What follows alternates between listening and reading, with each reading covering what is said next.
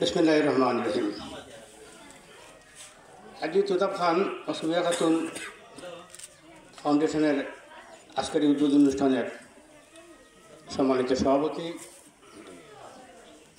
Engineer Khasru Mohammad খান সাহেব,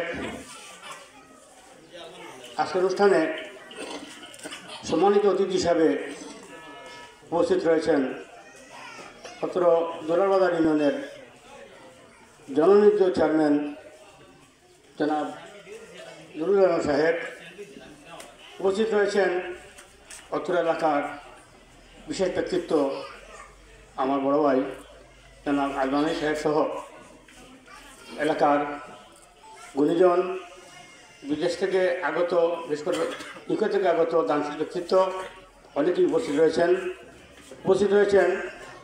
Biswanath press ক্লাবের former president সাহেব, উপস্থিত রয়েছেন ছাত্র প্রেস ক্লাবের সেক্রেটারি, সাংগঠনিক সম্পাদক সহ ছাত্র প্রেস ক্লাবের নেতৃবৃন্দ,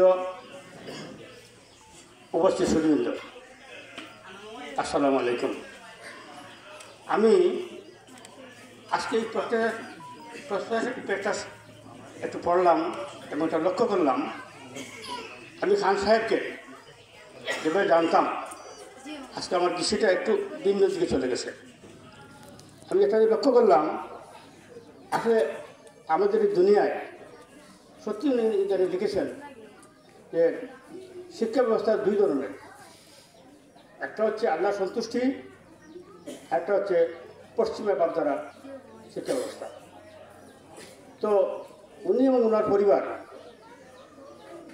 যে জিনিসটি বেছে নিয়েছেন সেটা হচ্ছে আল্লাহর আইনের সন্তুষ্টি অর্জন, যে কারণে ওনারা দিনী প্রতিষ্ঠান অত্র এলাকায় এই অজপাড়া গায়ে প্রতিষ্ঠা করেছেন।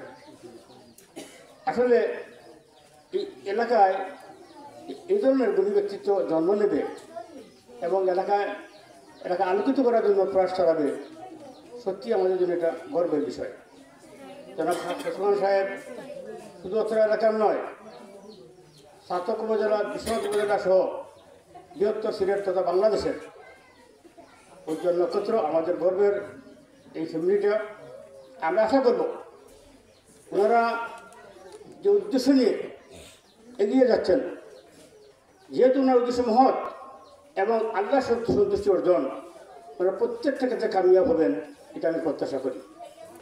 আমি অতীতে দেখেছি বিভিন্নভাবে বিভিন্ন প্রতিষ্ঠানকে এবং ব্যক্তিগতভাবে সহযোগিতা করেছেন, সব কার্যক্রম পরিচালিত হচ্ছে।